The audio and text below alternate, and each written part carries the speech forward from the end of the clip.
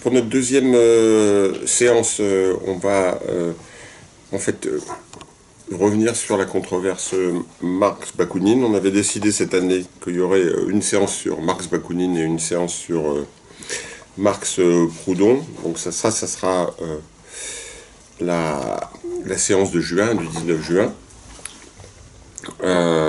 Et puis, donc aujourd'hui, avec Bakounine Marx, on a deux spécialistes des deux auteurs, hein. Jean-Christophe Angot, qui est spécialiste de Bakounine, et Emmanuel Renaud, qui est spécialiste de Marx. Donc chacun va intervenir plutôt sur l'auteur qu'il connaît le mieux, mais en revenant sur des éléments du contexte et des questions plus générales qui sont posées. Moi, je dois dire que j'avais eu la version ancienne du livre là, quand j'étais lycéen, la version 75. Je l'avais perdu, j'avais lu des bouts simplement, hein, parce qu'on retrouve une grande partie des textes là-dedans qui a été republié en 2024, La Grande Discorde, petite maison d'édition libertaire, Les Nuits Rouges. Bon. Et j'étais étonné de deux choses. Un, parce qu'on est obsédé dans le milieu anarchiste sur l'antisémitisme de Proudhon, alors qu'il est assez résiduel, il y a essentiellement deux traces. Bon. J'ai été étonné de la répétition et l'obsession de l'antisémitisme de Bakounine dans ses textes publics, là, dans ces textes-là. Alors là, pour moi, c'est une découverte. J'aurais jamais pensé que c'était si obsessionnel. Hein. Deuxièmement, ce qui m'a intrigué, c'est que dans mon parcours qui m'a mené sur 50 ans du Parti Socialiste à la Fédération Anarchiste, j'ai trouvé les bases des tactiques organisationnelles, de la mauvaise foi, des manipulations des deux côtés. Comme si au tout début de ce qu'on n'appelait pas encore organisation politique, se posent déjà les bases de ce qui sera ce que j'ai connu, moi, du PS à la Fédération Anarchiste. Il y a beaucoup de ressemblances, hein, ou à la Ligue communiste révolutionnaire, il y a beaucoup de ressemblances en toutes ces organisations, telles que je les ai pratiquées. Bon, et donc c'est marrant parce qu'on voit la façon dont c'est déjà en germe, et c'est déjà se pose l'aspect le plus mauvais des organisations est déjà en germe alors que ça n'existe pas complètement encore. C'est pas vraiment ce qu'on appelle des partis encore. C'est entre l'association, parti politique, syndicats, etc. Il y a un flottement dans les dénominations et dans les formes, et donc c'était très étonnant de voir ces éléments. Voilà. Alors, en même temps, il y a des divergences théoriques qui s'expriment, donc on pourra revenir aussi là-dessus. Alors, on commencera par Jean-Christophe, puisqu'il va revenir plus sur le contexte, hein, et puis il parlera aussi de Bakounine, et puis après Emmanuel interviendra, et puis après on aura un échange plus général, comme d'habitude. Voilà. Merci d'abord pour l'invitation et puis cette occasion de me replonger parce que j'y suis plus trop dans Bakounine ces dernières années, donc c'était bien aussi d'y revenir. Alors, tout d'abord peut-être quelques précautions liminaires avant d'aborder ce sujet un peu massif, hein, quand même, de la controverse Marx-Bakounine. Tout d'abord sur le fait que c'est une controverse et des relations conflictuelles entre Marx et Bakounine, alors, dont on connaît bien la phase d'Acmé, c'est-à-dire dans la première internationale, dans l'Association internationale des travailleurs, mais qui en fait, les relations entre Marx et Bakounine s'étalent sur 30 ans. Puisqu'ils se sont rencontrés à Paris dans les années 1840 et ils ont eu des connaissances communes et même une formation dans un même bain intellectuel, hein, même s'ils ne sont pas connus en Allemagne, mais quand même dans les milieux du jeune hegelianisme. Et donc ça, c'est une histoire au long cours, avec, disons, quelques points d'orgue. Alors, j'insiste sur cette histoire au long cours parce qu'en fait, aussi une partie de l'animosité, hein, qu'il va y avoir dans leur relation ultérieure s'explique aussi par le caractère aussi précoce de leur antipathie réciproque. Et notamment, il ne faut pas négliger l'importance de l'épisode 1848 dans cette histoire-là, puisqu'il y a eu un premier conflit, alors avec Marx, pas tout à fait, mais disons avec Engels, porte-flingue un peu de Marx dans cette histoire, autour de la question des mouvements slaves au moment des révolutions de 48-49. Et puis le deuxième point d'orgue, évidemment, c'est celui de l'Association internationale des travailleurs, donc, qui va conduire à l'éclatement de l'organisation en 1872-73. Alors, donc avoir en tête cette longue durée, mais aussi les limites peut-être de cette question de l'actualité d'une controverse entre ces deux figures. Alors tout d'abord parce qu'il n'y a pas que de la controverse, on va voir qu'il y a beaucoup d'animosité, même de la haine dans les échanges entre les deux, mais il y a aussi des points d'accord. Par exemple, Bakounine accorde à Marx sa critique scientifique du capitalisme. Je ne sais pas exactement ce qu'il en a lu, mais voilà. Et puis ils ont des moments également d'accord.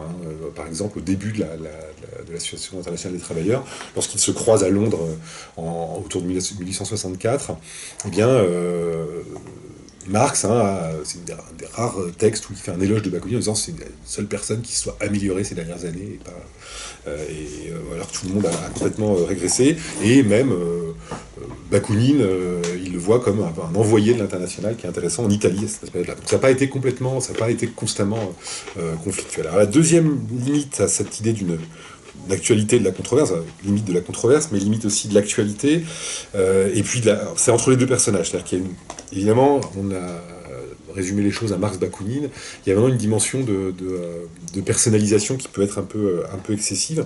Or, certains aspects du conflit, j'espère le montrer un peu par la suite, dépassent en fait les deux personnages. Le conflit a pu se cristalliser autour de ces deux noms, mais parfois les dépasser. Et puis, il y a des gens qui avaient des options qui n'étaient ni celles de Marx ni celles de Bakounine et qui ont été amenés ponctuellement à être d'un côté, éventuellement de l'autre, et notamment au moment dans la première internationale. Et puis évidemment, l'autre limite de la question de l'actualité, c'est de risquer d'oublier le contexte. On risque d'oublier le contexte précis de cette controverse et les termes précis aussi de la discussion et du conflit, ce qui fait que voilà, je crois qu'Emmanuel en parlera aussi, mais il y a le risque évidemment de plaquer les grandes oppositions, se disant la première version du texte de l'anthologie de Georges Ribeil s'appelait socialisme autoritaire ou libertaire. Voilà, il y a cette dimension-là. Or c'est de fait une opposition qui est quand même très très figée. Il y a des aspects libertaires chez Marx et il y a des aspects aussi autoritaires chez Bakounine. Donc ne pas oublier le contexte, ne pas forcément plaquer aussi l'histoire ultérieure du mouvement ouvrier. Dans les lectures qui a été faites de la controverse Marx-Bakounine, en particulier les textes de Bakounine, il y a une tendance parfois aussi à lire chez Bakounine l'annonce des dérives, enfin et même de la pente catastrophique du dit socialisme réel, parce qu'il y a des textes où il dit voilà, les textes de Marx, ça nous conduit à la bureaucratie rouge, etc. Et les gens se disent ouais, il annonce une soviétique. Bon, c'est un peu difficile. Alors, l'autre aspect que je vais aussi un peu évacuer en introduction, même si t'en as déjà dit un mot, c'est les aspects qui sont les moins intéressants, peut-être dans le conflit. Tout d'abord, la dimension justement personnelle du conflit. Vraiment, c'est deux personnages qui ne s'aiment pas. Voilà. Et dont l'antipathie est relativement précoce. Et en particulier du côté de Bakounine, c'est très tôt avéré, quoi. C'est-à-dire qu'il ne supporte pas, notamment, disons, l'aspect tyran doctrinal de Marx, c'est son côté à porter des jugements sur les personnes, notamment quand ils sont ensemble à Bruxelles à la fin des années 1840, à la veille de la Révolution de 48. On a des lettres complètement agacées de Marx qui dit il a tout le temps à traiter tout le monde de bourgeois, alors que tous ces gens-là sont tous des petits bourgeois de province, etc. Voilà, vraiment, il ne supporte pas. Donc il y a une dimension d'antipathie personnelle, et puis évidemment beaucoup plus problématique, une dimension nationale et même, disons, judéophobe du côté de Bakounine, de cet antagonisme. Alors national, c'est vraiment à pas négliger, c'est-à-dire que le fait que l'un soit russe et que l'autre soit allemand joue un rôle dans la controverse. C'est-à-dire qu'il se désigne vraiment ce russe veut prendre le pouvoir dans l'international, et l'autre, c'est un doctrinaire allemand, et donc forcément un autoritaire, etc. Voilà. Il y a vraiment cette opposition-là. Et puis, évidemment, effectivement, alors, je ne sais pas si on peut parler de dimension obsessionnelle de l'antisémitisme de Bakounine, parce qu'en fait, de fait, les seuls textes antisémites qu'on a de lui, c'est lorsqu'il se retrouve à polémiquer avec Marx. Alors c'est à la fois une circonstance, si on veut, atténuante. Un certain nombre de commentateurs ont dit oui, mais c'est parce qu'en fait, il s'est retrouvé confronté à Moses Hess, Marx, etc., et il a débordé sur ce terrain-là. C'est aussi une circonstance aggravante parce que Marx, à la lettre, il n'est pas juif, quoi. Enfin, je veux dire, son père est un juif converti. Donc ça veut dire que Bakounine entend par juif autre chose que le fait d'avoir la religion juive. Donc il y a une dimension à tout le moins national. Question de savoir si c'est racial est une autre question. On a une période où la judéophobie traditionnelle est en train de se transformer en antisémitisme à cette période-là. C'est pas encore Drummond, voilà. Et puis il y a une très grosse composante slave aussi dans l'antisémitisme de Bakounine. Et de sorte que d'ailleurs son antisémitisme est très associé à de la germanophobie, ce qui pour nous évidemment, compte tenu de l'histoire du XXe siècle, est un peu étonnant, mais pour lui vraiment, notamment les populations juives, notamment en Europe centrale, sont des vecteurs de germanisation, et donc d'avancée de l'influence allemande, voilà, cette dimension-là. Donc voilà, c'est pas les aspects les plus reluisants, mais ça va se retrouver. C'est-à-dire que typiquement, notamment au moment des révolutions de 48, Marx va faire courir le bruit que, il va s'en défendre, mais bon, ça vient d'autour de lui que Bakounine sera un espion à la solde de la Russie. Et puis, Bakounine va très souvent accuser Marx de pan-germanisme. Donc ça, bon, je vais le laisser un peu de côté, ça va un peu ressurgir par moment, notamment sur le premier thème que je vais aborder. Mais j'ai retenu quatre thèmes. Mon idée, c'est donc de cartographier les lieux de la controverse, sur un plan à la fois politique et théorique. Donc j'en ai retenu 4. Tout d'abord, la question des nationalités. Alors ça va me permettre d'aborder 48, quand même pour l'essentiel, mais il faut garder en tête que ça restera quand même en arrière-fond, cette histoire-là. La question des rapports entre classe et révolution. C'est-à-dire qu'il y a un des aspects de la controverse touche alors à la fois à la question de la paysannerie et également à la question de savoir si il faut considérer qu'une classe en particulier dans la société est vouée à porter le projet émancipateur.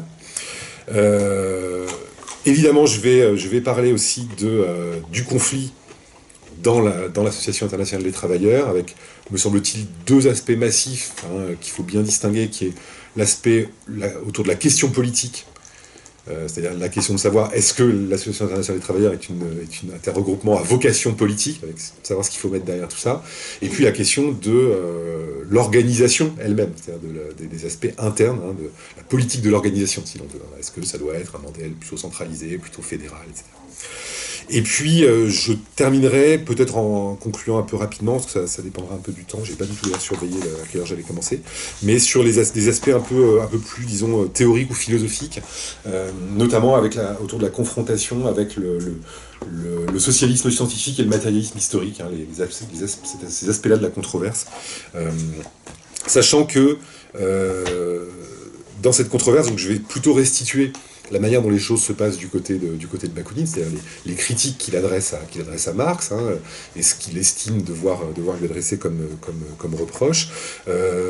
Mais évidemment, la précaution à prendre, c'est de bien voir que la connaissance que Bakounine avait de ce que Marx pensait réellement, des écrits de Marx, est très très lacunaire.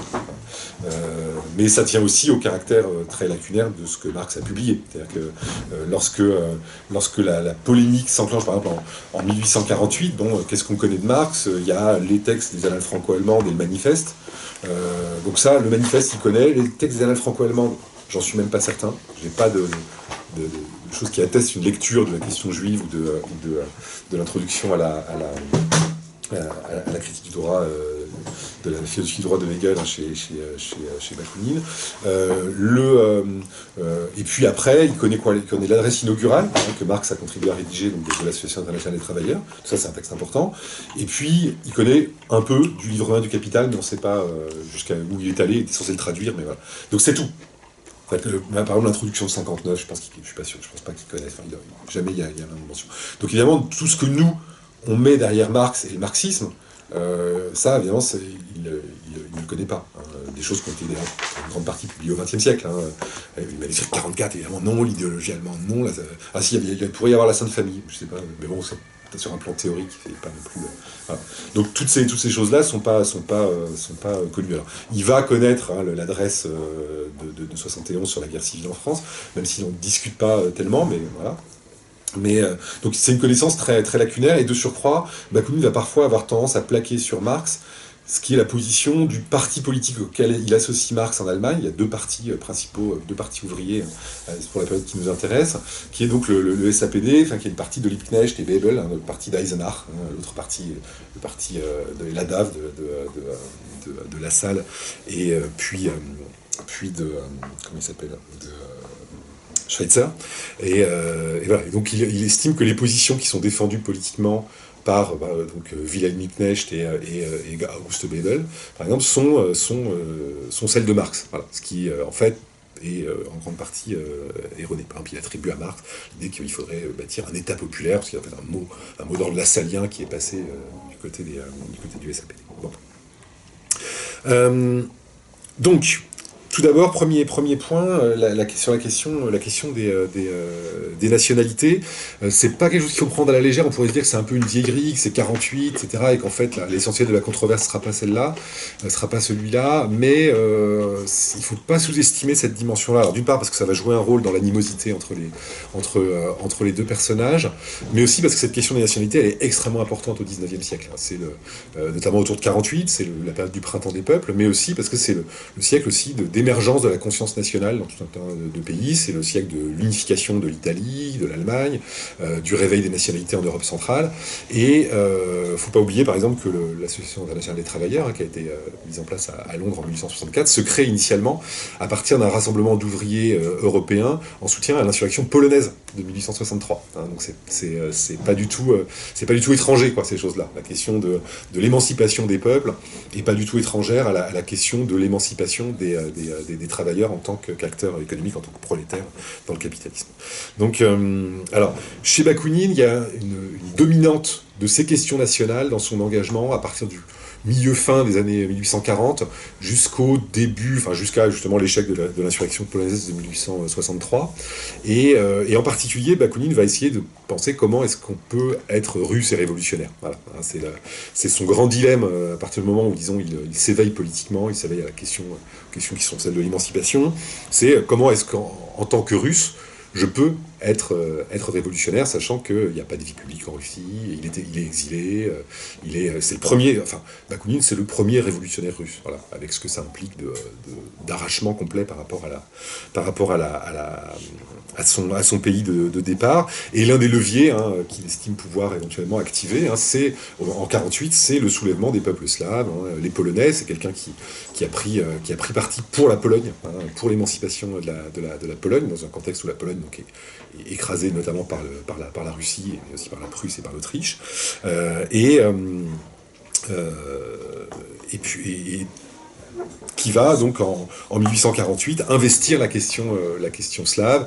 Il va participer au rassemblement polonais, il va participer à un soulèvement à Prague également, au congrès slave de Prague, et à l'occasion du congrès slave de Prague, il va faire paraître un texte qui s'intitule L'Appel aux Slaves, où justement il conjure les Slaves, les peuples slaves d'Europe centrale, donc qui sont essentiellement sous domination autrichienne, mais pas seulement, de se joindre au grand mouvement d'émancipation européen, et donc de ne pas se tromper de camp, parce que notamment à l'époque, eh bien, les soulèvements slaves sont instrumentalisés notamment par la monarchie autrichienne, pour écraser les soulèvements démocratiques, notamment à Vienne, à cette époque-là.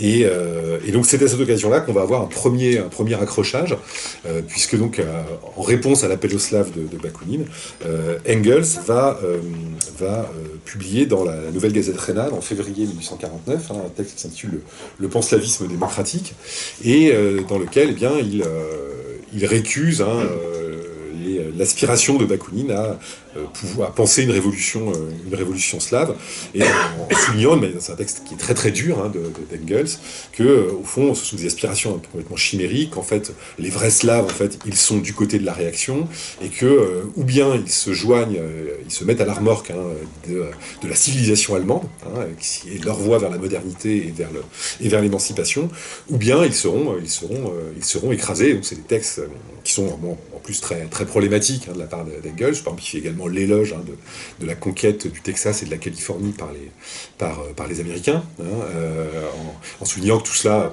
ça écrase sans doute quelques principes moraux, mais parmi lesquels il faut compter quand même la vie des autochtones et le rétablissement de l'esclavage quand même, notamment au Texas.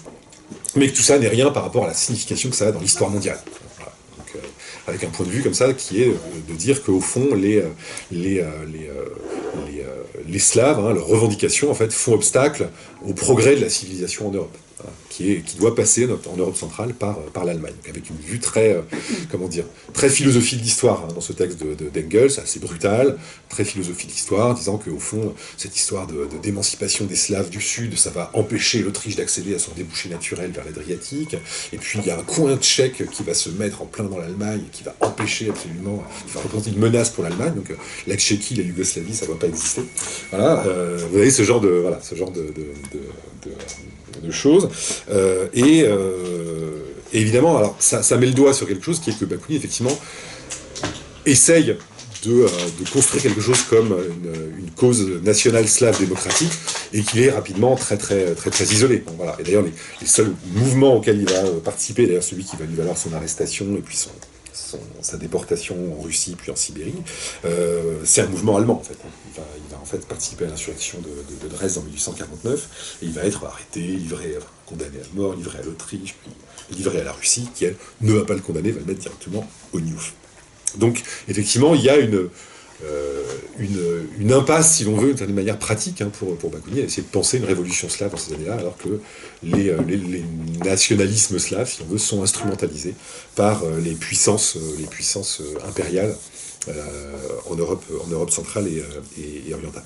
Alors c'est déjà, cela dit, un point intéressant, parce qu'en fait on voit que chez Engels, il y a vraiment l'affirmation assez brutale, sur laquelle, au fond, l'évolution historique va dans un sens, et que cette évolution historique, elle est orientée vers le progrès de la civilisation, et donc qu'il y a lieu d'agir dans ce sens-là. Et Bakounine, ce qui sera aussi sa position plus tardive, va dire, certes, mais c'est pas parce que ça arrive nécessairement historiquement que c'est bien. Voilà. Et donc il y a aussi une dimension de contestation de la valeur de l'évolution historique et de son orientation générale. Alors si ça vous intéresse, j'ai les citations d'Engels, où il s'en prend aux Slaves à la tête dure et aux Mexicains paresseux. Alors, c'est un moment important parce que Bakounine va être quand même très vite identifié comme ça à la cause nationale slave, et donc il va toujours y avoir le soupçon, si on veut, sur l'engagement de Bakounine, sur lequel, au fond, derrière, il a quand même des passions nationales, derrière aussi, même son ralliement à l'international, au fond, peut-être serait aussi porté par des désirs d'émancipation nationale. Et puis, il va y avoir cette histoire qui va être publiée dans la Nouvelle Gazette rhénane, ce racontard suivant lequel, Georges Sand serait en position de documents prouvant que Bakounine est un espion russe, et elle va démentir, il va y avoir un démenti. Bakounine, s'évadant de Sibérie, arrivant à Londres en 62, va directement voir Marx et lui demande de s'expliquer là-dessus. Donc 14 ans après, il n'a pas digéré. Dans un milieu gangréné par l'espionnite, être soupçonné d'être un espion, c'est pas très sympa, quoi. Voilà, évidemment. Et il va jamais complètement être convaincu qu'il n'y a pas Marx derrière tout ça, quoi. Voilà. Donc ça va aussi y avoir cette dimension-là. Alors, pour ma part, je ne sais pas, par contre, parce que Bakounine n'en a pas discuté à ma connaissance, s'il a eu connaissance du texte d'Engels publié en février 49, je ne sais pas s'il avait accès à la Nouvelle Gazette rhénane, il est arrêté en avril 49, donc c'est pas certain. Voilà, donc je ne sais pas dans quelle mesure il a pu lire les joyeusetés de l'ami de Marx à ce propos. Mais en tout cas, donc, retenons, panslavisme d'un côté, pangermanisme de l'autre, ces accusations vont ressurgir lorsque la controverse va s'envenimer à la fin des années 1860 et surtout au début des années 1870. Alors, le deuxième thème qui me semble devoir attirer l'attention, c'est la question des rapports entre classe et révolution. Donc, je les ai rassemblés sous ce thème-là, avec deux choses dans cette rubrique. D'abord, la question de la prise en compte de la question paysanne Bakounine va insister énormément sur le fait qu'il n'y a pas de prise en compte de la question paysanne, qu'au fond, que peut-être même Marx souhaite la domination d'une classe ouvrière qui serait essentiellement une classe ouvrière urbaine, et que le prolétariat rural risque de se retrouver à nouveau sous la coupe des dirigeants du mouvement ouvrier urbain. Et puis, plus largement, est posée la question, dans un certain nombre de textes de Bakounine, du lien entre processus révolutionnaire et structuration de classe de la société moderne. Et c'est juste que Bakounine va avoir tendance à contester. Alors on va voir qu'au fond, moi je ne suis pas certain que ce soit si antagoniste avec ce que Marx dit. Je vais expliquer un peu pourquoi. Alors, il me semble que là-dessus, il faut avoir conscience aussi que ce que vont dire Marx et Bakounine sur ces questions-là a pas du tout le même statut. C'est-à-dire que Bakounine, c'est son trait à partir du début des années 1840, c'est essentiellement un révolutionnaire qui essaie de penser à chaque fois les conditions dans lesquelles une révolution pourrait être envisageable. Et donc c'est quelqu'un qui va s'intéresser de très près, souvent avec beaucoup de finesse, au processus révolutionnaire. La manière dont une situation éventuellement serait porteuse d'éléments révolutionnaires, avec bien entendu parfois des illusions très chimériques, etc. Mais néanmoins, c'est vraiment son centre d'intérêt. Alors que chez Marx, on va plutôt avoir une théorisation, par exemple, de ce que c'est que le mode de production capitaliste, des grandes tendances qui sont celles du mode de production capitaliste, et des possibilités politiques, éventuellement, que ces tendances du mode de production capitaliste peuvent offrir. Donc, c'est deux points de vue qui sont en fait très très différents. C'est-à-dire, la pensée de Bakounine, pour le dire autrement, c'est toujours une pensée en contexte. C'est-à-dire qu'il n'y a pas un texte de Bakounine qui ne soit pas né d'une lutte. Voilà. C'est des textes qui naissent de la polémique, qui parfois montent en généralité. Alors, il a une polémique avec Marx, il a une polémique avec Mazzini, avec tout un tas de gens comme ça, à chaque fois, ou avec la majorité de la Ligue de la Paix et de la Liberté en 1867. Donc il commence à rédiger un texte très circonstancié, où il est polémique avec un auteur, ou avec une association, et puis il monte en généralité. Et puis, ça devient une espèce de gros traité, et puis il s'arrête parce qu'il est pris par une autre lutte, et il recommence. Voilà. Et alors, à chaque fois, il recycle parfois des bouts du texte d'avant. Il dit, oh là, j'avais un truc qui était pas mal dans le texte, dans Fédéraliste, Socialisme et Antithéologiste, j'avais un super machin sur Dieu, je vais le mettre dans l'Empire Cloto-Germanique à la Révolution sociale. Donc, vous avez des passages, vous dites, j'ai l'impression de déjà vu. Mais oui, c'est normal, il l'a déjà écrit. Voilà. Mais bon, tout ça n'était pas publié. Donc, il recycle des bouts de manuscrits, mais à chaque fois, ces textes sont des textes de circonstances, qui sont nés des circonstances et qui s'inscrivent donc dans une polémique ponctuelle. C'est pas le cas de Marx. Marx, il travaille depuis la bibliothèque du British Museum. Alors certes, il y a des textes de lutte, il y a des textes de circonstances, il y a ceux qui sont commandés. L'adresse inaugurale de 1864 de l'AIT, elle est de ce genre-là, mais c'est pas du tout les mêmes conditions de production d'une œuvre, et c'est pas non plus la même visée. Voilà. Ce qui aussi occasionne un certain nombre, à mon avis, de quiproquos entre les deux figures, et puis, comme ils se détestent, ça, tout est là pour que... Je pense qu'ils auraient adoré les réseaux sociaux. Bref, ou leurs potes auraient adoré. Je pense qu'ils seraient foutus sur la gueule. Alors, sur la question de la paysannerie, l'insistance de Marx sur le rôle politique du prolétariat, associé peut-être chez Marx aussi à un certain jacobinisme politique. L'idée quand même que la ville, c'est aussi le lieu de la transformation politique, c'est le lieu de la concentration et du pouvoir, évidemment, a fait dire à Bakounine que, au fond, la paysannerie était au mieux oubliée, ou au pire préparée à une domination par éventuellement les nouveaux maîtres au lendemain de la Révolution, que seraient les dirigeants du mouvement ouvrier. Alors, c'est un point qui est important. Alors aujourd'hui, évidemment, c'est pas forcément quelque chose qu'on a en tête, mais c'est vrai que à l'époque, il faut avoir en tête que les sociétés, l'ensemble quasiment des sociétés, à part peut-être l'Angleterre, je ne sais pas où ça en est à ce moment-là, mais sont des sociétés rurales. C'est-à-dire que la majorité des sociétés, la société française en particulier, la majorité de la population est rurale et même agricole. Et donc l'idée qu'on puisse faire la révolution sans les paysans c'est une idée qui évidemment est un peu étonnante pour Bakounine. Alors, si on songe que Marx a comme point de repère peut-être plutôt l'Angleterre et que Bakounine a plutôt en tête comme modèle la Russie, c'est encore pire, quoi. C'est-à-dire qu'on a vraiment d'un côté une révolution urbaine et l'autre un modèle qui serait plutôt essayer de penser une révolution paysanne. Alors, la discussion a pas forcément été posée très tôt et très explicite, mais on en a des traces. Alors notamment, il y a un document qui est extrêmement intéressant, c'est les notes que Marx a posées en marge de Étatisme et anarchie de Bakounine, puisque Marx, dans les années 70, a appris le russe. Hein. Il a appris à lire le russe. Et donc le texte de Bakounine, c'est un des rares textes de Bakounine qu'il publie en russe, c'est son seul livre en russe, Государственная и анархия, donc étatisme et anarchie, et Marx la note, et notamment il annote un passage où Bakounine dit « Ouais, mais attendez, il y a un problème avec votre révolution ouvrière, là, en fait, c'est que qu'est-ce qu'ils vont devenir les paysans ?» Et Marx répond, mais Marx, c'est le Marx théoricien de l'évolution du capitalisme, il répond, il dit « Bah, de toute façon, le capitalisme va s'étendre dans l'agriculture, donc les paysans vont devenir des salariés agricoles, et puis il va y avoir une concentration du capital, comme ce qui est la tendance inhérente au mode de production capitaliste. Et puis l'émancipation des paysans, elle passera par le fait de se mettre en coopérative, hein, à partir de la restructuration de la propriété foncière. La concentration du capital permettra, en fait, comme elle le permet sur le papier à la fin du livre 1 du Capital, avec la tendance historique de l'accumulation capitaliste, c'est le même schéma qu'on peut appliquer à la paysannerie.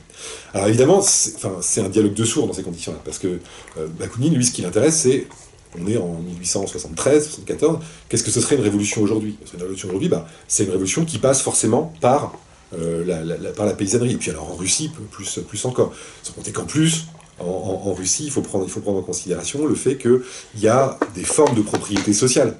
Hein, notamment dans la commune paysanne, le Pchina, il y a des formes de socialisme qui sont déjà en préparation. Et la réponse de Marx semble être, non, en fait, il va falloir d'abord que la petite propriété soit mangée par la grosse, que tous ces paysans qui ne seront pas devenus ouvriers à la ville deviennent salariés agricoles, superbe perspective, et que la concentration du capital, le remembrement, ça vous connaît, produisent finalement les conditions d'une révolution sociale, le moment où la concentration devient telle qu'en fait la socialisation est déjà là.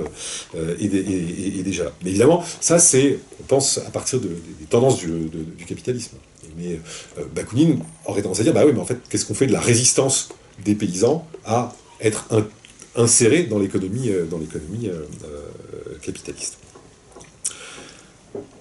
Donc d'un côté, pas de révolution sociale sans les paysans, parce qu'on est dans une société rurale, et puis de l'autre, la perspective, l'horizon finalement, d'une intégration de l'agriculture dans l'économie capitaliste. Avec le sentiment que c'est un passage obligé, quoi. Et donc, c'est comme le discours de marxistes un peu dogmatiques qui disent aux petits propriétaires, non mais de toute façon, votre destin, c'est de vous faire bouffer. Voilà. C'est la marche de l'histoire, voilà, qui est inéluctable. Et là encore, on va voir que la position de Bakounine consiste à ne pas acquiescer à cette marche de l'histoire. Alors, ça amène à une autre question qui est celle plus généralement de savoir si, au fond, et c'est quelque chose que Bakounine va contester, il est pertinent d'associer la perspective de la révolution sociale et de l'émancipation à une classe sociale en particulier. Il y a des textes de Bakounine qui sont extrêmement intéressants, dans lesquels, notamment, il conteste l'idée suivant laquelle ce soit en tant que classe qu'il faille attendre du prolétariat qu'il fasse la révolution. Alors notamment dans les polémiques avec les textes du parti, de l'ancêtre du Parti social-démocrate allemand, du SAPD, il explique qu'il n'aime pas bien, il parle de classe, en fait, d'après lui, il faudrait parler de masse. Alors, je trouve assez intéressant, et il estime qu'en fait, au fond, en tant que classe, le prolétariat, envisagé comme classe, ce sera toujours une classe en lutte pour la domination, et pour la défense de ses intérêts, et au fond, on ne fait véritablement la révolution qu'à la condition de se déprendre de son rôle dans la société et de se déprendre d'une perspective de domination sur une autre classe. C'est-à-dire que il y a les textes de Bakounine, il explique qu'en fait ces notions de classe, de domination et d'État sont liées les unes avec les autres, et que donc au fond, dès qu'il y a des classes, il y a de la domination entre classes. Donc la classe, elle a inévitablement une dimension politique, et donc le renversement de la domination de classe, si c'est simplement son inversion, eh bien c'est le prélude à une nouvelle domination. Et donc il faut envisager le prolétariat non pas comme classe, mais comme masse. Alors ça n'a rien à voir avec la problématique de l'ouvrier masse qu'on aura bien après, mais c'est plutôt l'idée d'un déracinement par rapport à la classe sociale.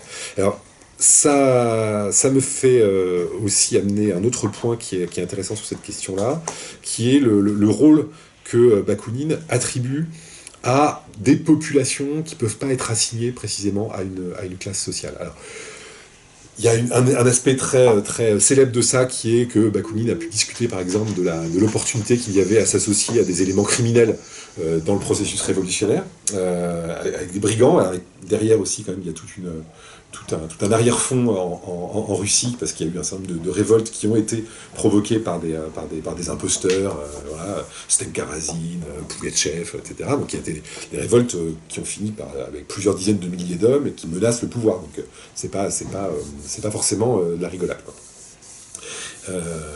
Mais la chose probablement la plus intéressante, c'est les espoirs que Bakounine plaçait dans la jeunesse, et notamment la jeunesse éduquée, et en tant que cette jeunesse éduquée ne trouve pas sa place dans la société, ou refuse la place à laquelle on la destine dans la société. Et ça, Bakounine l'a pensé pour deux pays, pour la Russie. Et on oublie parfois, mais Bakounine, c'est un des ancêtres du mouvement qu'on appelle populiste en Russie, qui est ainsi appelé parce que un de ses mots d'ordre, c'était d'aller au peuple, et qui donc invitait la jeunesse révolutionnaire à aller à la campagne, aller faire instituteur à la campagne, donc même des gens qui venaient de la noblesse, etc., aller faire instituteur à la campagne. C'était une catastrophe. Enfin, à court terme, c'était assez catastrophique. Mais c'est pas comme les Mao qui vont s'établir une usine. Ils demeuraient avec leur position d'instituteur, hein, voilà, mais ils allaient dans le peuple, quoi. Voilà. Et ils se sont fait réprimer, ils se sont fait dénoncer. Enfin, bon. Mais voilà, Bakounine a été partie prenante de ce mouvement qui émerge à la fin des années 1860 de Narodnitchestvo, hein, donc le mouvement d'aller au peuple, ce qu'on appelle le populisme russe. Et puis, il en parle également à propos de l'Italie. Hein, il explique notamment qu'en Italie, il y a toute une jeunesse qui est éduquée, et qui refuse néanmoins idéaliste, hein, et qui refuse le rôle qu'on lui attribue dans la société, avec une pensée qui n'est pas très loin de ce qu'on a pu appeler plus tard chez les syndicalistes révolutionnaires, hein, le refus de parvenir. Et d'après lui, il y a quelque chose d'intéressant là-dedans, parce qu'en fait, il est nécessaire, en fait, en gros, de se déclasser volontairement, hein, donc c'est pas du déclassement objectif, hein, c'est du déclassement subjectif, mais de se déprendre de son appartenance de classe pour que quelque chose comme un processus révolutionnaire puisse s'enclencher. Donc là, Bakounine essaie de penser, enfin, en somme, hein, le moment où les prolétaires vont arrêter de penser uniquement, hein, en termes d'égoïsme de classe, si l'on veut, hein, et le moment où aussi une partie, hein, significative de la jeunesse cultivée se joindra à eux, et que c'est de cette alliance-là, hein, mais en fait qui est très classique, qu'on retrouvera ensuite, hein, chez Kamsky, chez Lénine, cette idée sur laquelle en fait c'est cette alliance-là, hein, qui fait le mouvement socialiste. Et non pas, hein, une stricte appartenance, non pas une stricte appartenance de classe. Alors, il faudrait ajouter à ça, mais je pense que sinon je vais déborder, mais que Bakounine a aussi été très sensible à l'inclusion des femmes dans le mouvement révolutionnaire. Alors, il a été sensible parce qu'il a été sensibilisé. Hein, c'était pas juste par grandeur d'âme, c'est simplement parce que notamment dans les composantes révolutionnaires russes, il y a une très forte composante de femmes. Alors, il y a d'ailleurs des textes, j'ai pas retrouvé la lettre, il y a une lettre de Marx où il ironise assez lourdement sur les bakouniniens des deux sexes, etc. Parce que Marx était pas complètement déconstruit sur ces questions-là. Bakounine un peu plus. C'est quelqu'un qui est très tôt est un champion au moins verbalement, hein, de l'égalité entre hommes et femmes. Bon. Après, dans les combines de congrès, par exemple, lorsqu'il y a des questions d'envoyer des ouvrières ovalistes au congrès de Bâle, les copains de Bakounine à Lyon, il y a une grande grève de femmes à Lyon en 1868, hein, les ouvrières ovalistes, et il est question d'envoyer pour une fois des délégués femmes, ce qui en plus aurait emmerdé les proudhoniens qui ne voulaient pas de femmes dans les congrès. Et les copains de Bakounine à Lyon se disent non, mais en fait, on va s'occuper de faire les mandats, puis en fait, c'est Bakounine qui va représenter les ouvrières ovalistes. Voilà. Sympa. Il va aussi représenter les métallos de Naples, pareil. Voilà. Mais il était assez implanté là-bas. Donc il y a ce point de vue qui me semble très intéressant hein, donc de la part de Bakounine, mais je suis pas certain qu'au fond, la position qu'il attribue à Marx, qui est celle de dire au fond la révolution c'est la classe ouvrière, et en tant que classe ouvrière formée par la société capitaliste, c'est elle qui va faire la révolution. Je pense qu'il y a des tensions là-dessus chez Marx. Il y a effectivement parfois cette tendance-là, notamment dans le texte à la fin du livre 1 du Capital, sur la tendance historique de l'accumulation capitaliste, où il dit quelque chose comme ça, où il dit en fait elle est organisée même par le processus de production capitaliste, et donc et puis dans le manifeste, hein, le capitalisme crée lui-même ses propres fossoyeurs. Mais vous avez aussi d'autres textes où Marx va insister sur le fait qu'au fond, le prolétariat, c'est une classe qui n'est pas une classe comme les autres. C'est une classe aussi dans laquelle se dissout la société, c'est une non-classe, hein, et c'est la tentation de même de la considérer comme une classe universelle. Et donc, je ne suis pas certain, au fond, que Marx n'ait pas été conscient du problème, et aussi qui vient de l'origine de cette terme de classe, cette idée de la société comme étant traversée par des luttes de classe.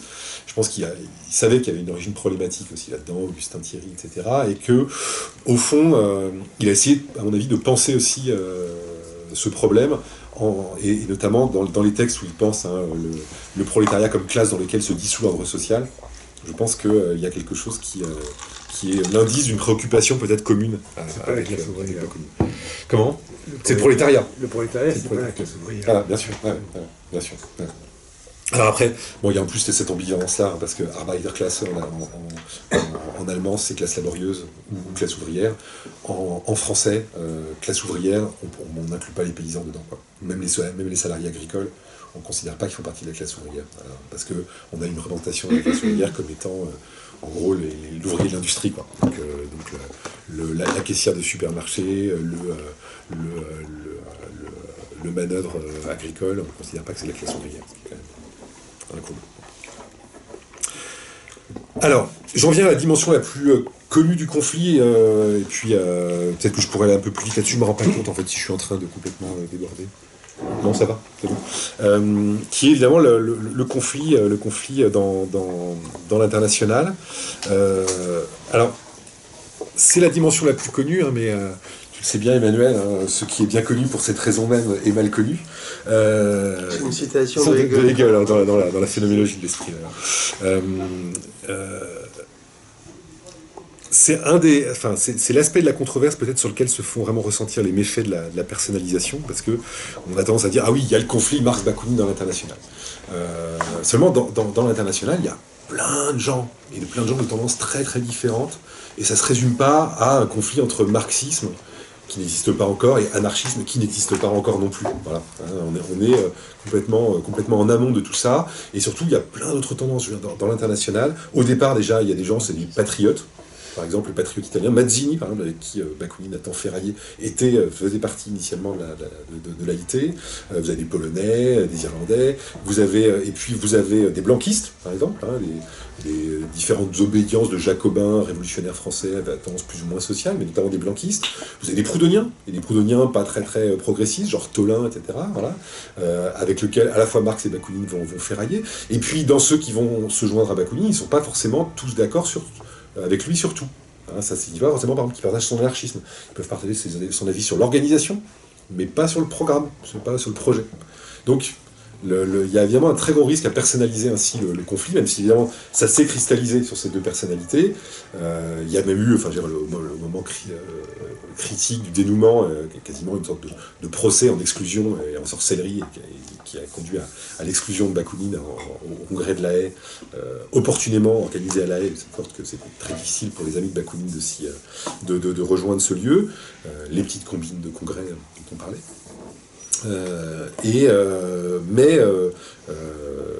Ça ne signifie pas que le fond de l'affaire, ce soit un conflit Marx-Bakounine. C'est un conflit qui touche à des questions fondamentales. Et en fait, il y en a deux.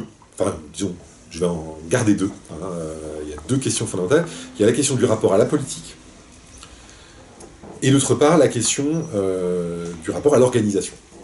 Et sur ces deux questions-là, effectivement, il va y avoir un conflit Marx-Bakounine. Et en fait, la question, c'est de savoir, au fond, quelle est la question qui va prédominer sur l'autre. Alors, question sur la question politique, alors qui est qui est peut-être la plus évidente, la question a parfois été résumée à est-ce que l'Association internationale des travailleurs, ça doit être un regroupement de partis politiques. Dans ce cas-là, en général, on a en tête plutôt la deuxième internationale, ce qu'elle est devenue, enfin, qui effectivement était un regroupement, et toujours d'ailleurs, elle existe toujours, un regroupement de partis politiques, dont partie en France la SFIO, section française de l'Internationale ouvrière, PS, je crois, tu me corrigeras, est toujours membre de cette deuxième internationale. Mais la première internationale, c'était pas ça. L'alternative n'est pas non plus. Donc il ne s'agit pas forcément que l'internationale soit un regroupement de partis, et à l'opposé que par exemple ce soit une internationale par exemple du type anarcho-syndicaliste, comme on dira dans les années à partir de 1922, pour le terme technique d'anarcho-syndicalisme. Donc le risque c'est de plaquer aussi un peu ça là-dessus, mais parce qu'à l'origine internationale c'est quoi? C'est un regroupement de plein de choses très très différentes. Il y a des sociétés de solidarité ouvrière, des syndicats ou proto-syndicats, et les trade unions anglais sont dedans, effectivement des partis. Voilà, vous avez et puis des sociétés coopératives. Voilà, vous avez quantité de toutes les composantes en fait du mouvement ouvrier naissant, c'est encore très incoatif. La distinction n'est pas encore tout à fait établie. Maintenant, on dit toujours il y a trois éléments: le mouvement ouvrier, les coopératives, les syndicats, les partis.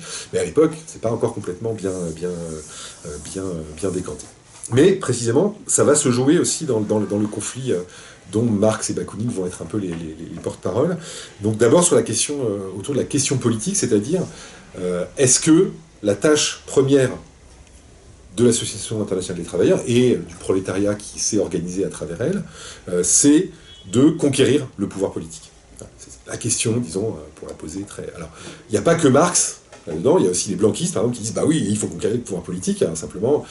Marx va plutôt avoir tendance à envisager ou bien alors, une forme de révolution sociale comme le moment de la Commune, ou bien des formes de conquête par les urnes, en s'organisant en parti politique. Il a accompagné la naissance, l'unification du parti allemand à Gotha en 1875. Mais et puis de l'autre, la position a parfois été dénoncée comme étant une position apolitique, ce qui est en fait une erreur, c'est-à-dire que c'est pas du tout une indifférence à la question politique, c'est une position, disons, en tout cas du côté de Bakounine, une position anarchiste, qui est d'hostilité à l'État, et donc qui prévient contre les risques qu'il y a à se donner pour objectif principal, pour orienter la finalité vers les luttes politiques et vers la prise du pouvoir politique, avec le risque évidemment se crée une nouvelle bureaucratie qui sera tout aussi oppressive, voire plus encore, parce qu'elle se fera en plus au nom du peuple, que la précédente. Donc ça c'est il y a disons, comment dire, un conflit sur la finalité dernière, mais qui va rejaillir sur la finalité intermédiaire. À ce sujet, il y a une fameuse phrase. Alors, on considère parfois que le problème vient de là, qu'en fait, la phrase des considérants qui précèdent les statuts de la première internationale n'a pas été traduite de la même manière dans différentes langues, et que le problème vient de là. Au fond, le problème Marx-Bakounine, c'est juste un problème de traduction. Non. Donc il y a ce fameux passage des considérants de la première internationale qui dit que l'émancipation des travailleurs est le grand but auquel tout mouvement politique doit être subordonné à titre de moyen. Donc il y a une finalité dernière, en fait, qui est une finalité qui est commune à tous les membres de l'internationale, qui est l'émancipation des travailleurs. Et à partir de là, il y a des moyens, et notamment les mouvements politiques doivent être subordonnés à titre de moyen. Interprétation du côté de Marx, mais pas seulement, le moyen de l'émancipation, c'est le mouvement politique, mais il ne faut pas oublier que c'est juste un moyen. Et donc c'est un moyen en vue d'une fin qui est l'émancipation. Et donc il faut faire de la politique parce que c'est le moyen de s'émanciper. Et faire de la politique, ça signifie se constituer en organisation politique spécifique, avec pour objectif la conquête du pouvoir, etc.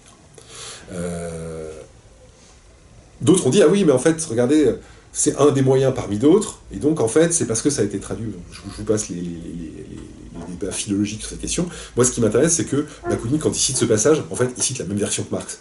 Donc c'est pas une question de traduction. Bakounine dit, oui, effectivement, le mouvement politique doit être subordonné à l'émancipation, mais en fait, moi, ce que j'entends par mouvement politique, c'est pas se constituer en parti pour gagner le pouvoir, c'est organiser l'insurrection pour mettre à bas l'État. Ça, bien sûr, ça c'est de la politique. C'est de la politique pour en finir avec la politique, c'est de la politique, si on veut, anti-politique, mais c'est quand même de la politique. Et d'ailleurs, Bakounine dit, bien sûr qu'on doit débattre des questions politiques dans l'international, on va y revenir. Mais, et là-dessus, d'ailleurs, il y a 2 programmes, caricature les choses, hein. Il y a le programme de Marx, et puis il y a le programme anarchique, comme il dit. Et voilà, c'est 2 programmes politiques. Donc il y a cette question-là, la question politique. Alors il semble qu'elle est riche de nombreux développements, c'est-à-dire que refermer la parenthèse, disons, de l'anarchisme insurrectionnel des années 1880-90, au moment où le mouvement syndicaliste va prendre son essor, en particulier en France, autour des mouvements des bourses du travail, etc., à partir de Pelloutier et compagnie, il va y avoir un réinvestissement de la position politique bakouninienne par les courants syndicalistes. On va dire, oui, mais en fait, au fond, donc ce fameux truc de l'indépendance du syndicalisme par rapport au parti, qu'on interprète comme ça parfois la charte d'Amiens, en fait, qui est un texte de compromis. Non, en fait, c'est un compromis entre ceux qui veulent quand même être dans des partis, et ceux qui disent non, en fait, il ne faut pas de parti, il ne faut pas confier l'émancipation de la classe ouvrière à des spécialistes de la politique qui vont, de toute façon, ensuite viser leur propre reproduction comme élite politique. Et donc, on fait un texte de compromis en disant le syndicat, il est indépendant. Mais en fait, dedans, ça implique 2 choses. Vous pouvez être dans le parti, mais vous n'en faites pas la propagande. Et puis de l'autre, il dit toute la politique du prolétariat, en fait, elle est dans son activisme économique, dans la lutte des classes. Hein. Et donc, il y a une résorption du politique dans le syndical, qui est la perspective qui va plutôt s'inspirer de Bakounine, et qui est la perspective, disons, on va dire syndicaliste révolutionnaire, mais non, un certain nombre d'anarchistes, je pense à Yves Victor Griffuelet, etc., les grands des débuts de la CGT, étaient en fait tout à fait au courant de ces débats-là, puisque Bakounine en plus est republié à partir des années 1890. Donc ça c'est la question de la politique, voilà, et qui va se jouer sur des questions très pratiques. Hein. Est-ce que par exemple on soutient des candidats aux élections, par exemple, voilà. Donc ça va, effectivement, il va y avoir par exemple en Suisse, hein, vous avez l'internationale genevoise va se diviser, les jurassiens vont dire non, en fait c'est juste des politiciens radicaux, on va pas les soutenir, de toute façon tous les cochons ont le même droit. Non. Et c'est méchant pour les cochons. Qui en plus, probablement, sont très individualisés, mais nous ne nous en rendons pas compte. À partir de là, il y a un autre conflit, avec lequel il ne faut pas confondre celui-là, qui est la question de l'organisation interne. C'est un autre conflit, alors même si effectivement Marx et Bakounine s'opposent sur ces 2 questions-là, mais précisément, les autres composantes de l'international, et ça joue un rôle très important dans l'évolution ultérieure de l'organisation, vont pas forcément se répartir de la même manière. Pour dire les choses d'une manière très, très un peu caricaturale, est-ce que l'international, c'est simplement une association avec éventuellement une structure un peu fédérative, une libre association entre ces différentes composantes qui peuvent de toute nature, et où en fait on vise essentiellement à organiser la solidarité entre les différentes composantes nationales de la classe ouvrière. Et donc typiquement, vous voyez, c'est du secours mutuel, en cas de grève, on organise des collectes, éventuellement on coordonne nos efforts, etc. Ou bien est-ce que ça doit être une organisation plus centralisée, et là-dedans, évidemment, une des pommes de discorde, c'est le rôle qui revient au Conseil général de l'organisation, qui est basé à Londres, et qui se retrouve de surcroît, pour des raisons de circonstances au moment de la guerre franco-allemande, à devoir prendre des décisions à la place des congrès. Parce que les congrès de 1870 ne peuvent pas se tenir, celui de 71 non plus, et il y a une conférence qui tient lieu de congrès, qui est la conférence qui se tient à Londres, et où en plus on modifie un peu les statuts, et où on ajoute effectivement que, précisément, la classe ouvrière doit s'organiser en partis. C'est la première tâche de la classe ouvrière, c'est de s'organiser en parti politique, et ça crée beaucoup de dissensions au sein de l'organisation. Et puis, il y a évidemment la question du statut de cette conférence de Londres, qui est donc la séance du Conseil général. On dit, mais quelle est leur légitimité à prendre ce genre de décision. Donc, donc, à la conférence de Londres, vous avez les 2 questions, la question politique et la question de l'organisation interne. Et vous allez avoir, à partir de là, des protestations, alors notamment de la fédération jurassienne. Vous avez un très beau texte, qui est la circulaire de Sonvilliers, de la fédération jurassienne, qui est, à ma connaissance, un des premiers textes où on aperçoit la notion de préfiguration, c'est-à-dire dans l'idée que dans l'organisation elle-même de la classe ouvrière, doit être préfigurée la société qu'on veut voir advenir.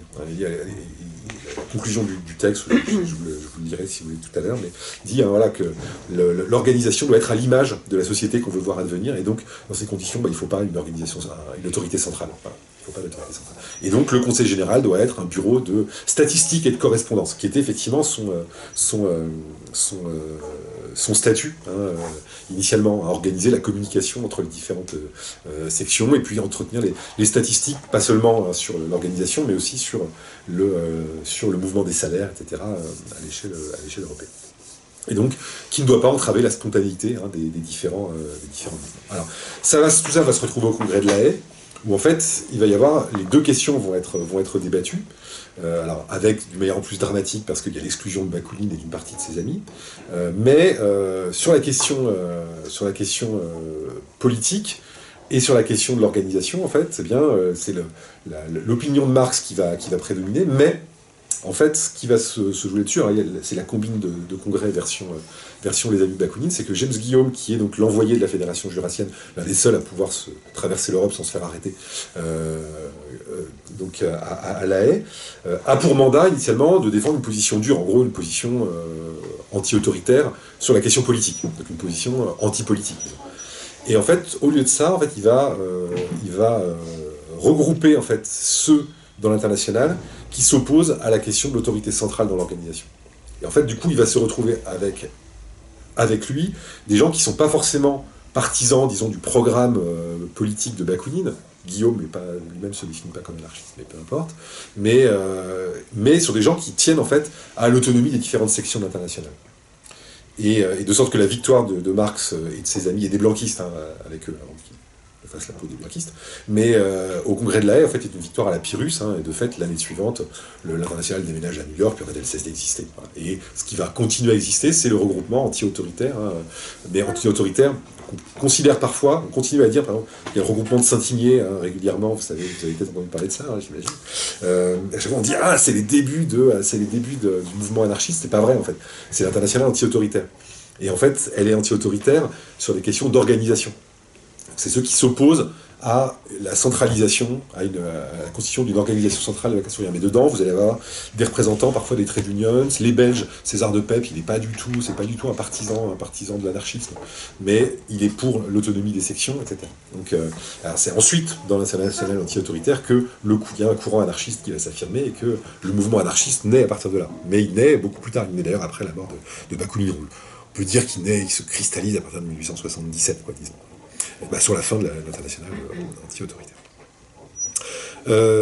Donc voilà ce qui ça c'est l'enjeu. Donc il y a des enjeux organisationnels. Voilà. Alors Bakounine n'est pas tout blanc parce qu'en fait, certes, il défend ses positions très ouvertes de l'organisation dans l'international. Notamment, il défend aussi l'idée qu'aucun programme politique ne doit prévaloir, de même qu'aucune opinion en termes de religion. Il dit voilà, mais par contre, ça doit être un lieu où on doit pouvoir en débattre. On doit pouvoir débattre de l'athéisme, mais on ne doit pas exiger des gens qui soient athées pour rentrer dans l'international. De même, on ne va pas exiger des gens qui aient telle position politique pour rentrer dans l'international, mais on doit pouvoir débattre de questions politiques, et notamment entre le programme des marxistes et le nôtre. On doit pouvoir en débattre. Mais parallèlement, il a ses sociétés secrètes, son alliance internationale de la démocratie socialiste, qu'il était censé dissoudre, mais qu'il n'a pas complètement dissoudre, puis il fait des programmes de sociétés secrètes, etc. Puis il a une action conspiratrice, il essaie de faire des insurrections un peu partout, etc. Donc il maintient en fait son appartenance à une autre organisation dans le même temps, tout en accusant Marx d'en faire autant, parce qu'il ignore vivement que la Ligue des communistes a été dissoute en 1852, je crois. Mais il était en cachot à cette époque. Simplement, peut-être pour conclure, parce qu'en fait, c'est des aspects d'une certaine manière qui sont peut-être déjà un peu apparus dans ce que j'ai dit. Il y a trois aspects théoriques qui me semblaient importants de faire ressortir de la controverse. Tout d'abord, c'est la protestation de Bakounine contre ce qu'il appelle contre le socialisme scientifique. Alors, au prix d'une méprise probablement sur ce que Marx entendait par socialisme scientifique, c'est-à-dire que Bakounine va polémiquer là-dessus comme s'il polémiquait, et d'ailleurs comme il polémique avec les disciples d'Auguste Comte, c'est-à-dire qu'il estime que, au fond, Marx veut une domination des savants, veut une domination, alors, ce qui même chez Auguste Comte n'est pas tout à fait exact, mais veut veut mettre en fait des experts au pouvoir. Voilà. Il estime que c'est ça le socialisme scientifique. Alors que chez Marx, on sait bien que le terme est employé de manière polémique contre le socialisme utopique. Et d'ailleurs, quand Marx lit dans les Atheisme et Anarchie on l'accuse de vouloir un socialisme de savant, il dit non, j'ai jamais employé cette expression. En fait, le socialisme scientifique, je l'ai uniquement employé pour polémiquer contre le socialisme utopique. Les deux autres aspects, c'est autour de la question de l'interprétation du matérialisme. Et sur la question du rapport à l'histoire. Et ça, il me semble que c'est des positions qui sont très très fortes de Bakounine là-dessus. Alors, sur la question du matérialisme, je pense qu'il a tendance à vouloir que Marx soit un matérialiste un peu à l'ancienne, c'est-à-dire qu'il estime que le matérialisme, au fond, c'est un déterminisme, et un déterminisme qui insiste sur la détermination matérielle, sans voir qui ferait la spécificité d'une lecture matérialiste de l'histoire, avec l'insistance vraiment sur les facteurs de la production. Et donc il a tendance à, par exemple, quand il lit que Marx est matérialiste, il dit « Ah oui, mais c'est le matérialisme des intérêts, parce qu'en fait c'est les intérêts de classe qui gouvernent le monde, et donc c'est en ce sens-là qu'il est matérialiste. » Et donc il y a une méprise, à mon avis, sur le sens de la référence matérialiste, parce que je pense que c'est délicat de parler de matérialisme avec un grand M pour Marx, mais la référence matérialiste, je pense qu'il y a une méprise là-dessus et qu'il a tendance à l'interpréter comme voilà, un matérialisme des intérêts, mais des intérêts collectifs. Donc voilà, une réinterprétation du matérialisme du XVIIIe siècle. Ce qui est intéressant en revanche, c'est ce qu'il dit, à mon avis, sur l'histoire.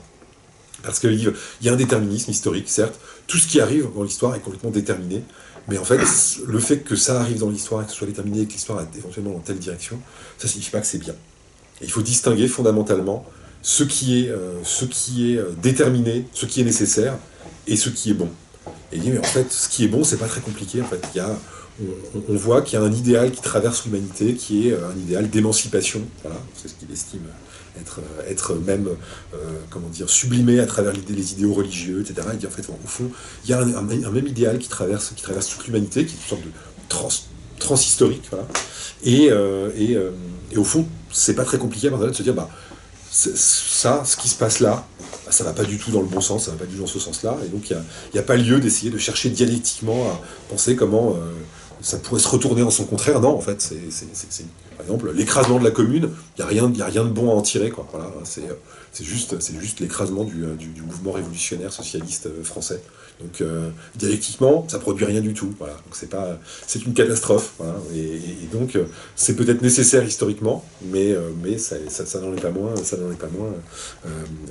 catastrophique. Donc, ça, il me semble c'est un aspect que je trouve extrêmement intéressant, c'est qu'il y a en germe, seulement en germe à mon avis, mais une critique d'une forme d'optimisme historique qui sera très caractéristique du marxisme ultérieur. Donc je pense que notamment, ce qui m'a beaucoup frappé, c'est à quel point parfois la critique de Marx par Bakounine, elle rate un peu sa cible, mais par contre, elle désigne des tendances du marxisme qui vont plutôt se développer par la suite. Alors, je ne fais pas d'anachronisme, hein, il ne s'agit pas de dire que Bakounine a prévu ce que serait le marxisme orthodoxe à la Kautsky, mais c'est que probablement ce type d'interprétation de la pensée de Marx pouvait venir assez facilement, et en un sens était déjà préparé aussi par ce qu'on trouvait dans le socialisme allemand de l'époque, qui n'est pas forcément du marxisme, parce qu'on a tendance à se dire les socialistes allemands, ils sont tous marxistes, pas du tout en fait. Ils sont lassaliens, ils sont même influencés par Düring, et Marx essaie de reprendre le contrôle là-dessus un peu tardivement, et ça marche pas d'ailleurs toujours très très bien. Et ces interprétations-là de Marx, en fait, elles existent déjà tendanciellement. Hein. Marx pourra dire d'ailleurs, ce qui est certain, c'est que moi je ne suis pas marxiste en pensant aux interprétations françaises de sa pensée. Et ça explique aussi pourquoi Bakounine peut-être a combattu aussi des choses qui sont des tendances dans la réception de Marx, et notamment les tendances à l'évolutionnisme, à l'historicisme, à l'économicisme. Alors j'en ai pas parlé, mais autour de la question politique, il y a aussi la question de savoir est-ce que la priorité c'est de lutter contre l'État, et là la question autour du droit d'héritage, dont tu vas dire un mot peut-être tout à l'heure, passe par là aussi. Hein. Est-ce qu'en somme il suffit simplement que l'émancipation économique intervienne et dès lors toute la superstructure juridique va s'effondrer, ou bien est-ce qu'on peut lutter au niveau de cette superstructure-là, par exemple, typiquement, en s'attaquant au droit d'héritage, qui est un des vecteurs de reproduction du capitalisme. Bon. Voilà, mais j'ai déjà bien parlé, enfin bien, je sais pas, mais beaucoup. Donc je vais m'arrêter là. Voilà. Ok, merci Jean-Christophe. Et bien on va tout de suite passer à Emmanuel.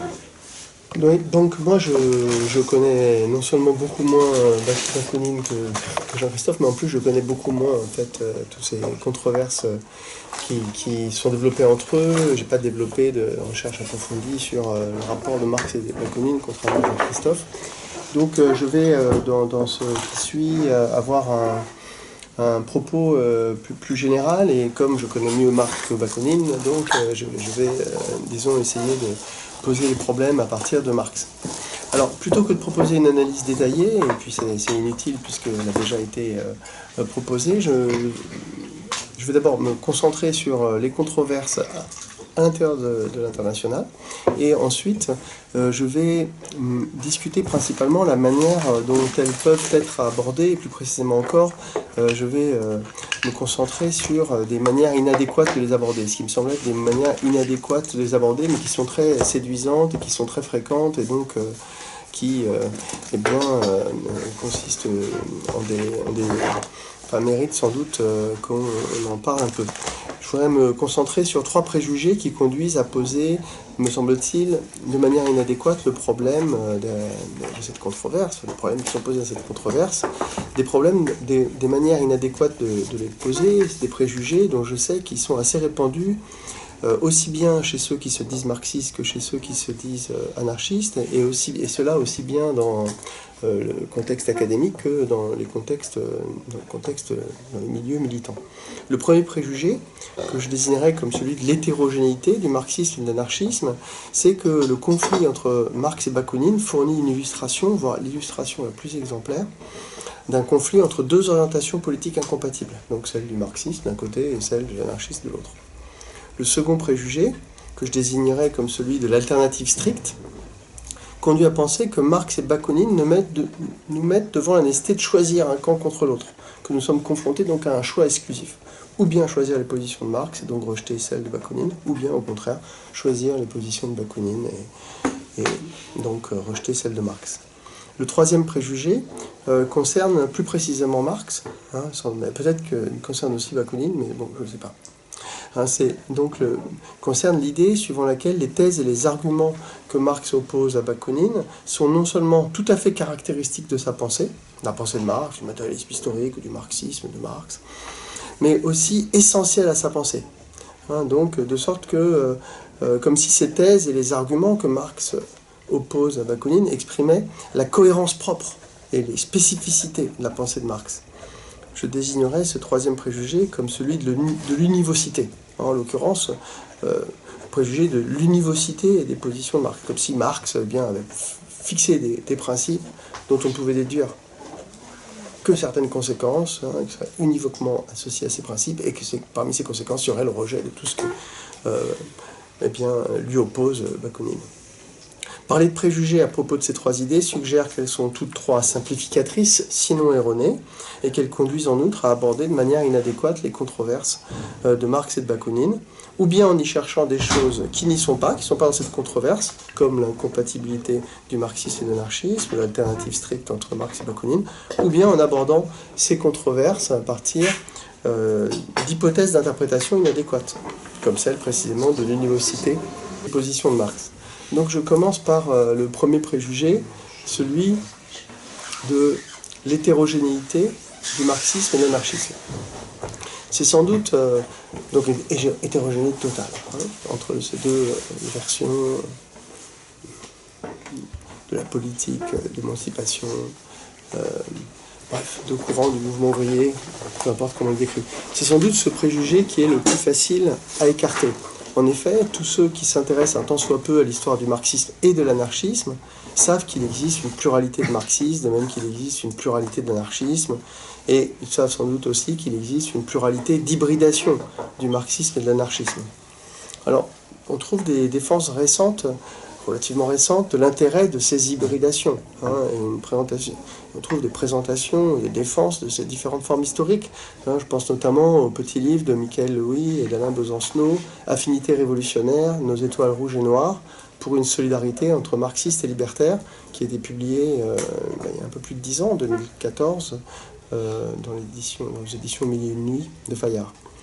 Donc l'existence d'un tel livre pourrait donner à penser que l'époque est révolue où il était impossible de prôner une convergence entre marxisme et anarchisme sans se voir opposer Kronstadt et Makhno, mais l'hostilité réciproque à la vie dure, comme le prouvent les critiques qui ont été adressées à ce livre. C'est intéressant de le mentionner, me semble-t-il, parce qu'elles ont été adressées à ce livre, ces critiques, aussi bien du point de vue anarchiste que du point de vue marxiste. L'historien anarchiste René Berthier a par exemple répondu à ce livre sous la forme d'un autre livre, Affinités non électives. Le titre de Besancenot et Louis, c'était Affinités révolutionnaires. Affinités non électives à propos du livre d'Olivier Besancenot et Michael Louis, pour un dialogue sans langue de bois entre libertaires et marxistes, édition du Monde libertaire. Je suis content de citer ici, en 2015, l'année après. Dans ce livre, il écrit notamment que les convergences entre marxistes et libertaires ont été principalement théoriques. On peut penser par exemple à Daniel Guérin, marxiste libertaire, qui sont revendiqués parfois, alors que sur le terrain des luttes, d'après lui, on voit la page 174 de ce livre, les interactions entre marxistes et anarchistes auraient toujours conduit les marxistes à, je cite, tenter de liquider les anarchistes. Donc, Besancenot et Louis ont répondu à ce livre dans un blog de Mediapart, Marxiste et anarchiste, qu'on peut toujours trouver, là, que j'ai lu pour préparer cette séance.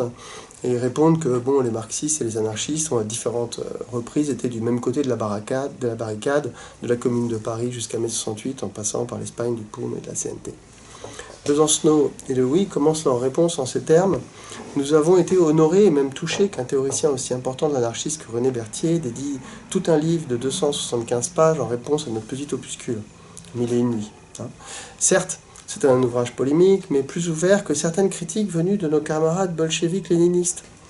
Le titre « Affinités non électives » semble être uniquement négatif, mais tel n'est pas, loin de là, le contenu effectif du livre. Dès la première page, observant que nous avons voulu mettre délibérément en relief la fraternité entre les deux mouvements, il écrit « Cela me paraît une excellente idée ». Fin de citation.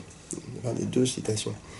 Donc il est intéressant que ces deux figures de la gauche trotskiste aient reconnu ici que l'hostilité au rapprochement de l'anarchisme et du marxisme est souvent plus forte du côté du léninisme que du côté de l'anarchisme. Et cela alors même que le trotskisme est un léninisme. Cela attire notre attention sur le fait que le léninisme, qui fut la version du marxisme, comme on le sait, qui eut historiquement le plus d'importance, sous sa version initiale, celle de Lénine, puis dans ses versions staliniennes et trotskistes, que le léninisme donc fut aussi la version du marxisme qui est sans doute la plus incompatible avec l'anarchisme. C'est généralement aux versions léninistes du marxisme qu'on identifie le marxisme lorsqu'on soutient la thèse d'une hétérogénéité radicale de l'anarchisme et du marxisme. Et ce qui est intéressant, c'est que sur plusieurs points, le léninisme s'écarte radicalement de Marx et sur des points qui précisément jouent un rôle déterminant dans la thèse d'une hétérogénéité radicale de l'anarchisme et du marxisme et qui sont en jeu dans la controverse entre Marx et Bakounine. Alors, donc je veux dire un mot des raisons pour lesquelles on peut considérer que Lénine s'écarte de Marx sur des points déterminants. Alors, ça a été souligné par plusieurs auteurs, notamment, si je continue à me référer à des ouvrages relativement récents, par Bruno Trentin, dans le chapitre 12 de son ouvrage qui a été traduit en français en 2012, La Cité du Travail, le Fordisme et la gauche. Et dans ce livre, dans ce chapitre, il présente le léninisme comme une revanche posthume de Lassalle, donc sur Marx. Marx s'opposait à Lassalle, l'un des principaux dirigeants du mouvement ouvrier allemand et du Parti social-démocrate allemand, sur deux points principalement. Premièrement, il refusait Marx que le socialisme soit défini comme le règne d'un État ouvrier. Alors, État ouvrier ou État populaire libre, pour utiliser le terme de Lassalle. parce que Marx concevait le communisme comme un processus, ou comme l'aboutissement d'un processus de dépérissement progressif de l'État. Et deuxièmement, Marx opposait à Lassalle le fait que le syndicat devait rester le cœur de l'auto-organisation ouvrière, et en aucun cas subordonné à un parti. Donc, c'est-à-dire, Marx soutenait les thèses qui vont être associées ensuite. Je vais préciser ça. Alors, il se trouve que le léninisme, quant à lui, se caractérise précisément par une centralité accordée au parti, dans l'organisation et la mobilisation de la classe ouvrière, et par une centralité accordée à l'État dans la construction du socialisme. Deux points, donc, qui tombaient sous la critique marxienne de Lassalle, et qui tomberont également sous la critique anarchiste du marxisme. Bon. Alors, d'autres auteurs que Trentin ont souligné relativement récemment, que Lénine rompait fondamentalement avec certaines des orientations les plus fondamentales de Marx. Et je peux mentionner aussi Constanzo Preve, dans un ouvrage qui est écrit en italien, traduit en français en 2011, intitulé « Histoire critique du marxisme ». Constanzo Preve présente Lénine comme un dirigeant et théoricien qui, parce qu'il a été convaincu, notamment en raison de l'échec de la Commune, de l'incapacité de la classe ouvrière à s'auto-organiser et à s'auto-émanciper, donc pour ces raisons historiques, et sans doute aussi parce qu'il était dans le contexte russe, un auteur qui a pensé qu'il convenait de renverser le primat marxien de la classe ouvrière en primat du parti, de même que de renverser le primat marxien de la lutte des classes, c'est-à-dire des luttes économiques, en primat du politique. C'est cette double inversion. Dans cette double inversion, attribuée par Prévet à Lénine, c'est également le projet marxien d'une auto-émancipation de la classe ouvrière, projet inscrit notamment dans les statuts de la Première Internationale, qui passe à la trappe. Alors, je reviendrai à propos du deuxième préjugé, je reparlerai du deuxième préjugé sur le thème bien connu du dépérissement de l'État, mais je voudrais pour l'instant souligner ce qui me semble moins souvent remarqué, à savoir que Marx militait pour la subordination du parti au syndicat. Donc là, c'est une petite nuance par rapport à ce que tu disais tout à l'heure, peut-être pas, je ne sais pas, on en discutera peut-être. Marx militait pour la subordination du parti au syndicat dans le processus d'auto-émancipation et d'auto-organisation de la classe ouvrière. Cette subordination est exprimée très clairement dans un article qu'il a publié dans la revue La social-démocratie allemande en 1869, Volksstaat, où il critique la thèse de Lassalle, suivant laquelle, là je cite Lassalle, le syndicat en tant que fait nécessaire doit se subordonner étroitement et absolument à l'union. Et l'union, c'est l'union politique du parti. Et Marx affirme au contraire, je cite maintenant, c'est traduction française, on trouve une traduction française dans Le pouvoir ouvrier de Serge Mallet. Marx affirme donc, je cite, « En aucun cas les syndicats ne doivent être reliés à une association politique ou placés sous sa dépendance s'ils veulent remplir leurs tâches. Faire cela reviendrait à porter un coup mortel au socialisme. Tous les partis politiques, quels qu'ils soient, n'enthousiasment la masse ouvrière que pendant un certain temps, momentanément. Les syndicats, par contre, conquièrent les masses de façon durable. Eux seuls sont capables de représenter un vrai parti ouvrier et d'opposer un glacis à la puissance du capital. » Donc là, c'est vraiment la position de Marx qui était que le syndicat doit être la base sur laquelle émerge en fait une orientation politique. Et en ce sens, il se constitue en parti. Il représente un parti. Alors c'est vrai qu'il a donné plus d'importance ensuite au parti suite à la Commune, en voyant que en fait, les organisations ouvrières avaient été incapables de s'organiser assez efficacement pour lutter contre le pouvoir d'État qui s'opposait à eux. Et c'est vrai qu'il en est aussi venu à penser qu'il fallait que l'Internationale soutienne explicitement les partis politiques, et qu'il fallait que la classe ouvrière se dote de partis politiques pour ne pas, ça c'est le deuxième fait historique qui est important, pour ne pas que le mouvement syndical dérive vers des positions réformatrices comme les trade unions anglais. Donc, puisqu'il a pris conscience, d'une part, que donc, le mouvement syndical n'était pas capable, enfin, les différentes associations ouvrières, parce qu'il n'y a pas que les syndicats, en l'occurrence, n'étaient pas capables de s'organiser politiquement politiquement assez efficacement pour parvenir à faire en sorte que la commune soit un succès. Et puis d'autre part, il a vu que l'auto-organisation syndicale de la classe ouvrière anglaise, eh bien, pouvait conduire à des débouchés politiques réformistes. Et que donc, voilà. Donc c'est sûr. Néanmoins, il a conservé l'idée que le syndicat devait être la base de l'organisation de la classe ouvrière. Alors, il n'y a pas je n'ai pas trouvé, ou je ne connais pas de formulation explicite après la commune, mais il y a une formulation d'Engels, et bon, sur ces questions-là, ils sont vraiment sur la même liste, et dans le cadre de la critique du programme de Gotha. Hein, donc, Engels et Marx sont tout à fait, je crois, sur la même ligne, et ils rejettent les orientations lassaliennes du programme de Gotha, hein, qui est donc le programme qui fait la fusion entre les orientations lassaliennes et marxistes de la social-démocratie allemande.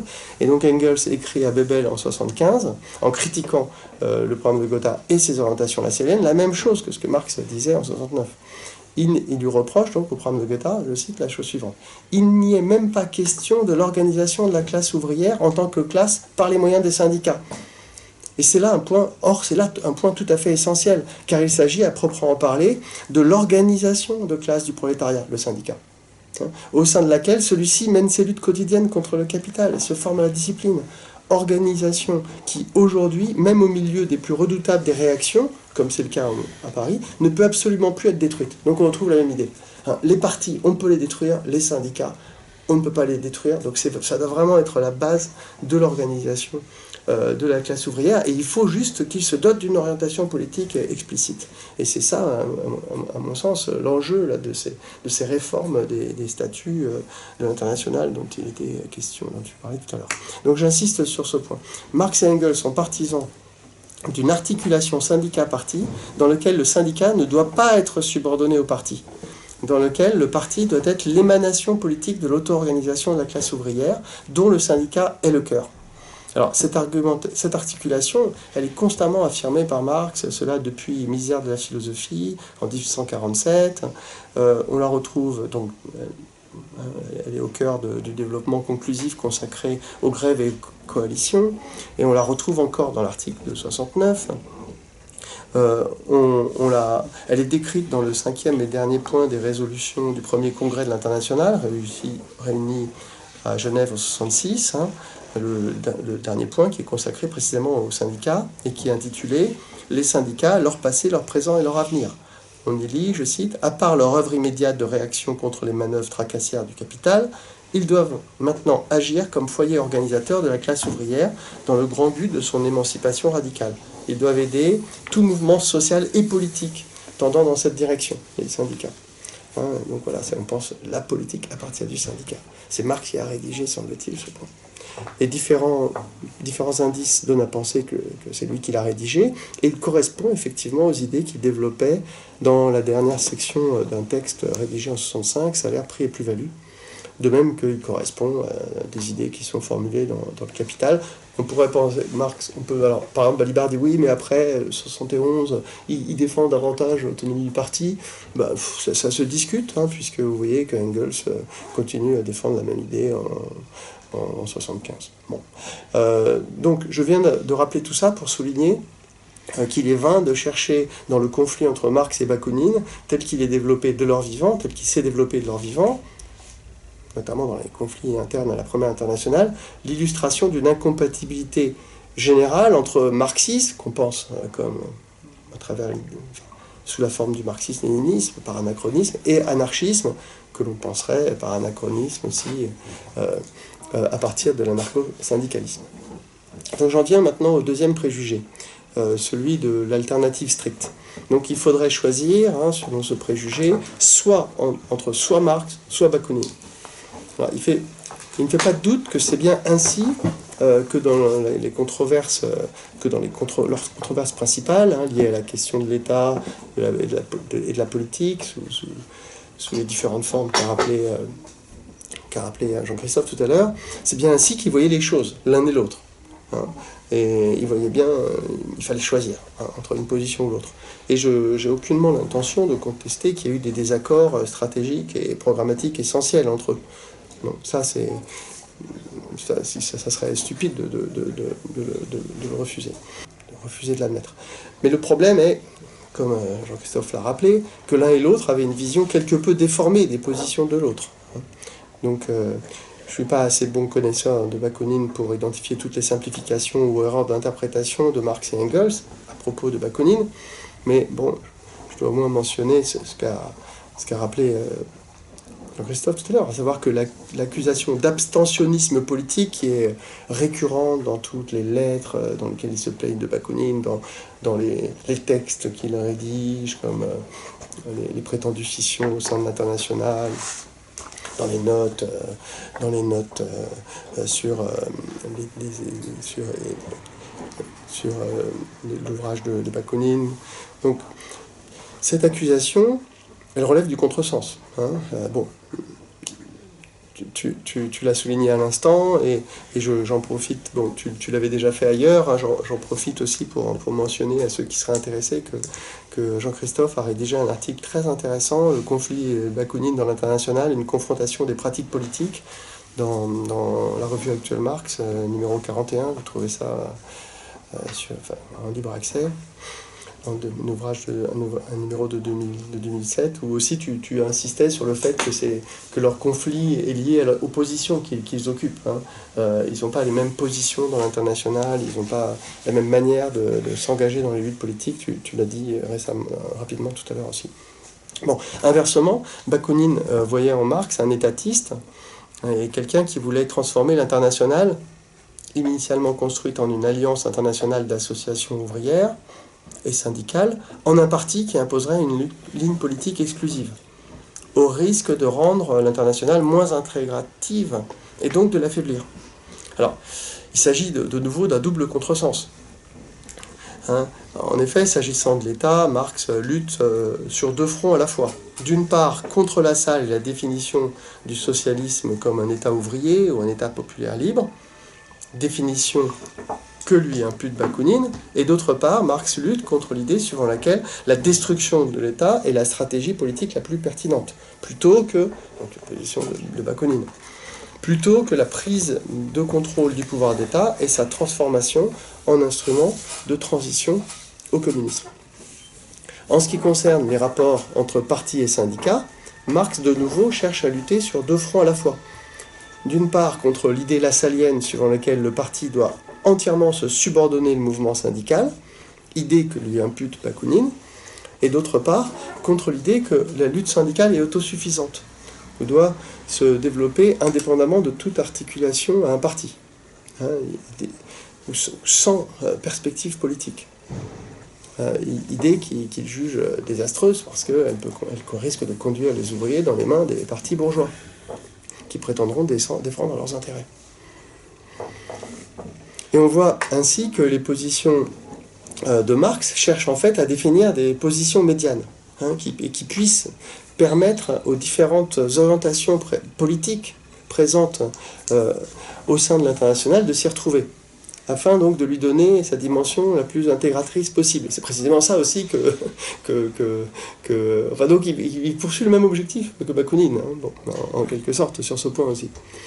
Et l'étude des prises de position de Marx au sein du Conseil général, donc l'instance dirigeante de l'international à laquelle il participait, semble d'ailleurs témoigner de ses efforts pour trouver des positions de compromis.